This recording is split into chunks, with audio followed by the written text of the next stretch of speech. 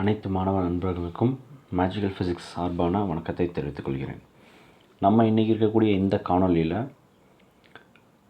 12th physics electrostatics அப்படின்ற சாப்டரில் இருக்கக்கூடிய ஒரு முக்கியமான டாப்பிக்கான electric field due to continuous charge distribution அப்படின்ற டாப்பிக்கை பற்றி நம்ம இன்றைக்கி டிஸ்கஸ் பண்ண போகிறோம். இங்கே நம்ம whenever you just talk about electric field அப்படின்னு சொல்கிறப்ப வந்து force experienced by given test charge, அதை நம்ம என்ன சொல்கிறோம்னா எலக்ட்ரிக் ஃபீல்டு அப்படின்ற ஒரு விஷயத்த சொல்கிறோம். ஸோ அப்போ யூனிவர்ஸில் இருக்கக்கூடிய எல்லா சார்ஜஸுமே தன்னை சுற்றி எலக்ட்ரிக் ஃபீல்டு அப்படின்ற ஒரு விஷயத்தை உருவாக்குது.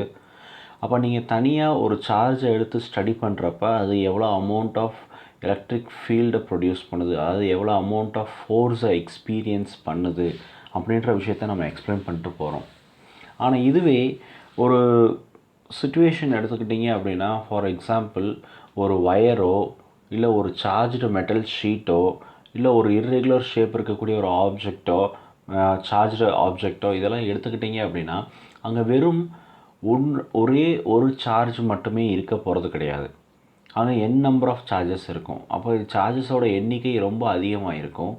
அப்படி இருக்கக்கூடிய சூழ்நிலையில் இந்த சார்ஜஸ் ஃபுல்லாக எப்படி கன்சிடர் பண்ணிக்கிறோம் அப்படின்னா, அங்கே எலக்ட்ரிக் ஃபீல்டை ஸ்டடி பண்ணுறதுக்கு எப்படி கன்சிடர் பண்ணுறோம் அப்படின்னா, the charges R continuously distributed அப்படின்ற கான்செப்டில் நம்ம எடுத்துக்கிறோம். அப்போ சார்ஜஸ் அளவுக்கு அதிகமாக இருக்கிறப்ப அதோட எலக்ட்ரிக் ஃபீல்டை பற்றி நம்ம ஸ்டடி பண்ணுறப்ப இந்த கான்செப்ட்ஸ் எல்லாமே நம்ம கொண்டு போகிறதுக்கு முன்னாடி ஃபஸ்ட் நமக்கு தெரிஞ்சது ஒரே ஒரு பாயிண்ட் சார்ஜுக்கு உண்டான எலக்ட்ரிக் ஃபீல்டு எவ்வளவுன்றது நமக்கு ஆல்ரெடி தெரியும். ஃபார்முலா எவ்வளோன்னா E vector is equal to 1/4πε0 Q/r² into r கேப்ன்றது நமக்கு தெரியும். இது whenever we just talk about electric field due to charged sphere or wire, இந்த மாதிரி எக்ஸாம்பிள்ஸ் எடுக்கிறப்ப வந்து பார்க்குறப்ப நம்மளால் என்ன பண்ண முடியாது அப்படின்னா, இண்டிவிஜுவல் சார்ஜஸ் ஒவ்வொரு தனிப்பட்ட சார்ஜஸையும் ஒரு என்டையர் சிஸ்டமாக கன்சிடர் பண்ணுறப்ப அந்த என்டையர் சிஸ்டமில் ஒவ்வொரு தனிப்பட்ட சார்ஜையும் நம்மளால் என்ன பண்ண முடியாதுன்னா ஸ்டடி பண்ண முடியாது. ஸோ அது ரொம்ப கஷ்டமாக இருக்கக்கூடிய ஒரு விஷயமா இருக்கும். அப்போ நம்ம என்ன பண்ணுறோம் அப்படின்றது பார்த்திங்கன்னா, we consider that charge is distributed continuously. Charge கண்டினியூஸாக டிஸ்ட்ரிபியூட் ஆகிருக்க மாதிரி நம்ம கன்சிடர் பண்ணிக்கிறோம். அப்படி இருக்கக்கூடிய சூழ்நிலையில் suppose for irregular charged object அப்படின்றத எடுத்துக்கிட்டிங்க அப்படின்னா, ஒரு ரெகுலர் ஷேப் இல்லாமல் ஒரு இர்ரெகுலர் ஷேப் இருக்கக்கூடிய ஆப்ஜெக்ட் எடுத்துக்கிறீங்க அப்படின்னா, அங்கே இருக்கக்கூடிய என்டையர் சார்ஜுன்றதுமே நம்ம தான் சொல்லிட்டோம், சார்ஜஸ் ஒன்று மட்டுமே இருக்க போகிறதில்ல, ஒன்று அதுக்கு மேற்பட்ட சார்ஜஸ் இருக்கக்கூடிய கட்டாயத்தில் அங்கே இருக்கக்கூடிய என்டையர் சார்ஜையுமே நம்ம எப்படி கன்வெர்ட் பண்ணிக்கிறோம் அப்படின்னா, நம்பர் ஆஃப் சார்ஜ் எலமெண்ட்ஸாக நம்ம ஸ்ப்ளிட்டப் பண்ணிக்கிறோம். இருக்கக்கூடிய எல்லா சார்ஜஸும் மொத்தம் என்டையர் சார்ஜ் இந்த சிஸ்டம் வந்து எப்படி கன்சிடர் பண்ணுறோம்னா, நம்பர் ஆஃப் சார்ஜ் எலமெண்ட்ஸாக கன்சிடர் பண்ணிக்கிறோம். ஸோ அதை எப்படி நம்ம ரெப்ரசன்ட் பண்ணுறோம் அப்படின்னு பார்த்தீங்கன்னா, ΔQ1 ΔQ2 ΔQ3ன்னு சொல்லி it goes on till ΔQn அப்படின்ற கான்செப்ட் வரைக்கும் எனக்கு போகிறது ஒரு விஷயமா இருக்கும். So look at this diagram. இந்த டயக்ராமில் பார்த்தீங்கன்னா ஒரு இர்ரெகுலர் ஷேப் இருக்கக்கூடிய ஒரு ஆப்ஜெக்ட் எடுத்திருக்கேன். அதில் நம்ம சொன்ன மாதிரி n நம்பர் ஆஃப் சார்ஜஸ் இருக்குது. அந்த சார்ஜஸ் என்டையர் சார்ஜை நம்ம என்ன ஸ்ப்ளிட்டப் பண்ணியிருக்கோம், ΔQ1 ΔQ2 ΔQ3ன்னு சொல்லி நம்ம என்ன பண்ணுறோம்னா ஸ்ப்ளிட்டப் பண்ணிக்கிறோம். ஸோ இதை பேஸ் பண்ணி நம்ம என்ன பண்ணுறோம்னா, we just identify what is the electric field experienced at a point P away from the charge elements. Consider பண்ணக்கூடிய எலமெண்ட் அப்படின்னு ஆப்ஜெக்ட் இர்ரெகுலர் ஷேப் ஆப்ஜெக்டில் இருக்கக்கூடிய சார்ஜ் எலமெண்ட்ஸ்லேருந்து ஒரு சர்டன் டிஸ்டன்ஸில் ஒரு பாயிண்ட் Pன்ற பாயிண்ட்டை கன்சிடர் பண்ணியிருக்கேன். இந்த பர்டிகுலர் பாயிண்டில் எவ்வளோ amount of electric field experience ஆகிருக்கும் due to the charge elements. அப்போ ΔQ1னால எவ்வளோ எலக்ட்ரிக் ஃபீல்டு, ΔQ2னால எவ்வளோ எலக்ட்ரிக் ஃபீல்டு, ΔQ3னால் எனக்கு எவ்வளோ எலக்ட்ரிக் ஃபீல்டு அப்படி என்ன பண்ணுறேன்னா, I just try to find out. So அது எல்லாத்தையும் என்ன பண்ணுறேன், ΔE1 ΔE2 ΔE3ன்னு சொல்லி என்ன பண்ணுறேன்னா ரெப்ரசன்ட் பண்ணுறேன். அப்போ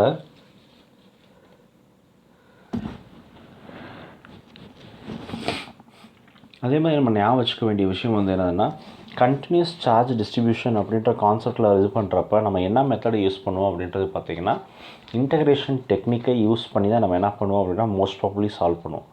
அப்போ இங்கே எனக்கு எலக்ட்ரிக் ஃபீல்டுன்றது பார்த்தீங்க அப்படின்னா எப்படி இருக்குன்னா ஒரு அப்ராக்சிமேஷனாக இருக்குது. எதுக்கு நம்ம நார்மல் ஃபார்முலா தான் I mean superposition of electric field அப்படின்ற கான்செப்ட் படி தான் வருது.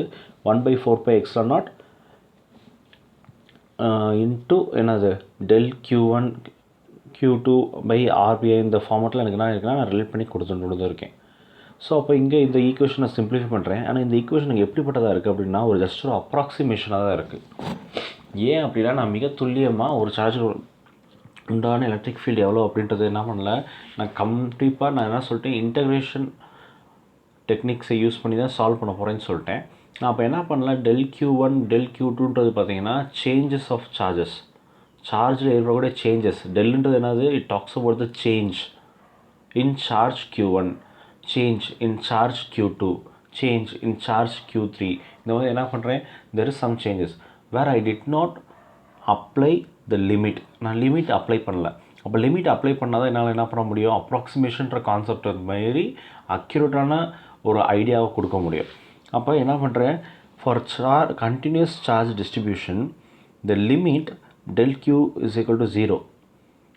இப்போ del Qன்றது எதுக்கு ஈக்குவல் அப்படின்றது பார்த்தீங்கன்னா dQ அப்படின்றது டேர்முக்கு எனக்கு ஈக்குவலாக இருக்கக்கூடிய ஒரு விஷயம் தான். அப்போ என்ன பண்ணுறேன், இதே ஈக்குவேஷன் நான் சிம்பிளிஃபை மாடிஃபை பண்ணுறேன். வேர் E vector is equal to 1/4πε0 integral of dQ divided by R square into R cap அப்படின்ற கான்செப்டில் நான் கொண்டு வந்துடுறேன். சரியா?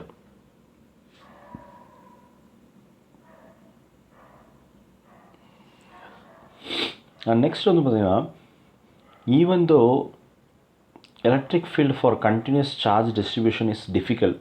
இது என்ன தான் ஈவன் இதை சிம்பிளிஃபை பண்ணி கொண்டு வந்திருந்தாலுமே நான் இது இந்த ஒரு ஃபார்முலா தேர்ட் ஈக்குவேஷன்ஸில் கூட இந்த formula E vector is equal to 1/4πε0 closed integral of dQ by R square into R cap அப்படின்றத நான் டேரெக்டாக அப்ளை பண்ணிட முடியுமா எல்லாத்துக்குமே, எல்லா கான்செப்ட்டுக்குமே, எல்லா டைப் ஆஃப் சப்ஸ்டன்ஸுக்குமே அப்படின்னா எனக்கு அது கொஞ்சம் டிஃபிகல்ட்டான ஒரு விஷயம்தான்.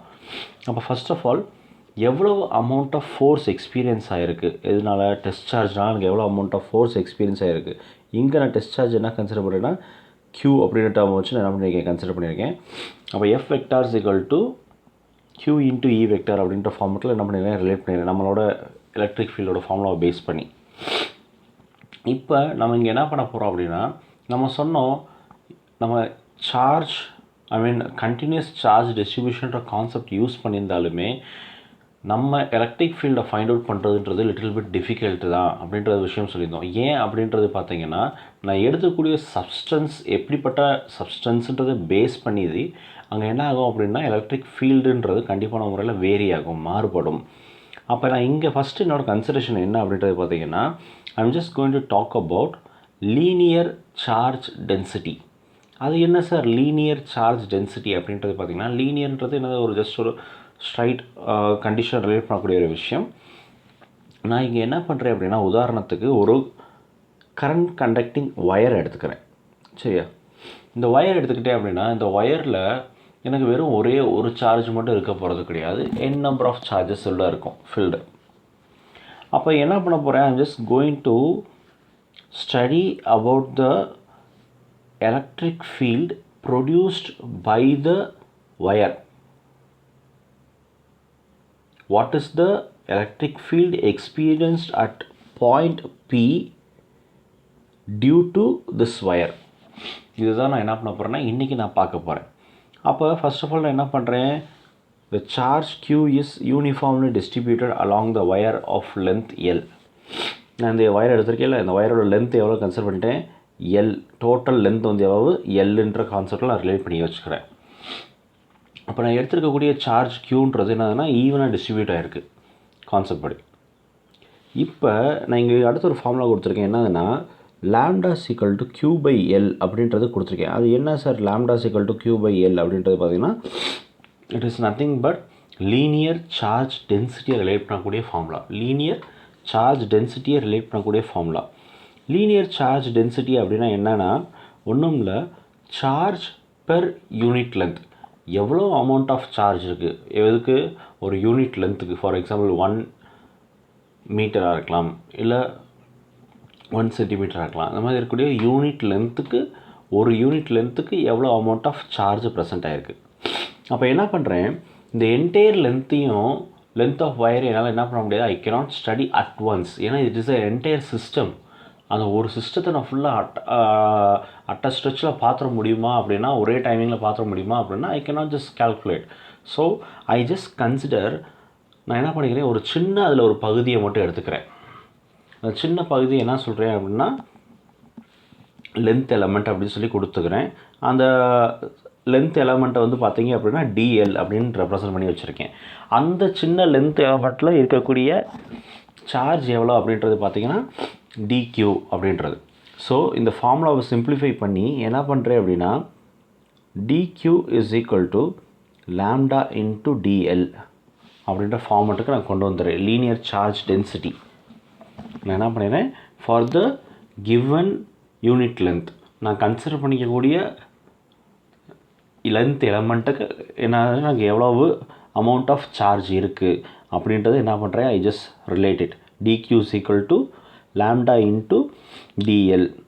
அப்போ இந்த லீனியர் சார்ஜ் டென்சிட்டியோட யூனிட் என்னவாக இருக்கும் அப்படின்றது பார்த்தீங்கன்னா கூலும் மீட்டர் இன்வர்ஸ்.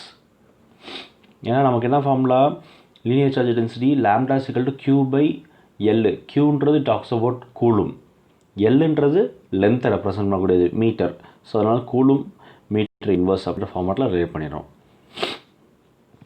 நெக்ஸ்ட் வந்து பார்த்திங்கன்னா இப்போ நான் கண்டுபிடிச்சிருக்கக்கூடிய இந்த ஈக்குவேஷன் என்னது, d q is equal to lambda into d l அப்படின்ற ஈக்குவேஷனை என்னோடய தேர்ட் ஈக்குவேஷனான electric field due to continuous charge distribution என்னது, E vector is equal to 1/4 extra naught integral of dq by r square into r கேப்ன்றது இருந்துச்சு. அதை dqக்கு பதில் என்ன பண்ணுறேன், சப்ஸ்டியூட் பண்ணிடுறேன். சப்ஸ்டியூட் பண்ணிட்டேன்னா இதில் லாம்டா டிஎல்ன்றது இருக்குது. இதில் லாம்டான்றது எனக்கு என்ன, I just take it out.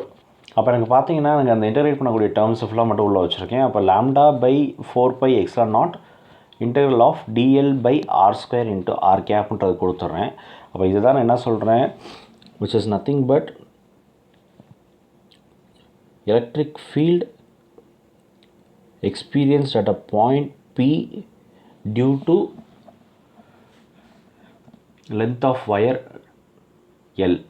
அதனால் எனக்கு கிடச்சிருக்கக்கூடிய வேல்யூவை என்ன பண்ணிடுறேன், இங்கே ரெப்ரசன்ட் பண்ணியிருக்கேன். அடுத்து நம்ம பார்க்கக்கூடிய கண்டென்ட் வந்து பார்த்திங்கன்னா சர்ஃபேஸ் சார்ஜ் டென்சிட்டி. சரி, அப்போ நான் சார்ஜ் டென்சிட்டியை பற்றி அதுமாரி எலக்ட்ரிக் ஃபீல்டு ஒரு குறிப்பிட்ட வயர் எடுத்துக்கிட்டிங்க அப்படின்னா வயரை மட்டும் தான் நான் ஸ்டடி பண்ண முடியுமா அப்படின்னா கிடையாது. நம்ம இதையும் பார்க்கலாம். இது ஒரு சார்ஜ் மெட்டல் ஷீட் எடுத்துக்கிட்டிங்கனாலுமே அந்த சார்ஜ் மெட்டல் ஷீட் வந்து பார்த்திங்கன்னா ஒரு யூனிஃபார்ம் சர்ஃபேஸ் ஏரியாவாக இருக்கும்.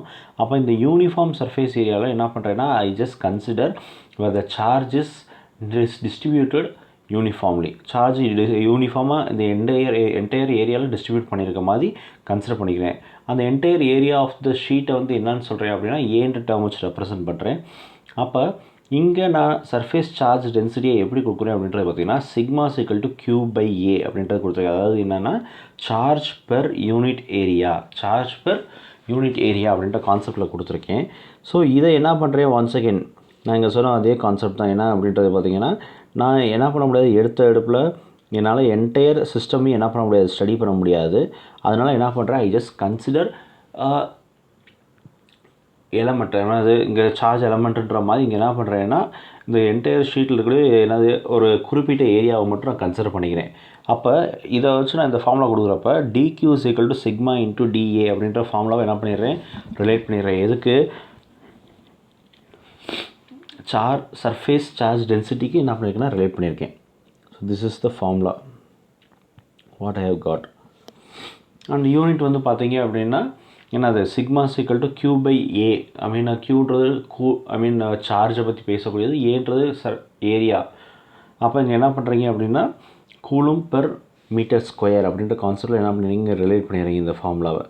அண்ட் ஒன்ஸ் அகெயின் நம்ம கண்டுபிடிச்ச இந்த ஃபார்முலாவை தேர்ட் ஈக்குவேஷனை நீங்கள் சப்ஸ்டியூட் பண்ணிங்க அப்படின்னா எனக்கு சிம்பிளிஃபை பண்ணுறப்ப எப்படி இருக்கும் அப்படின்னா E vector equal to sigma by 4 extra naught d A by integral of d A by r square into r cap அப்படின்ற எனக்கு ஒரு ஃபார்முலா கிடச்சிரும். இது எதுக்குன்னா electric field at a point P due to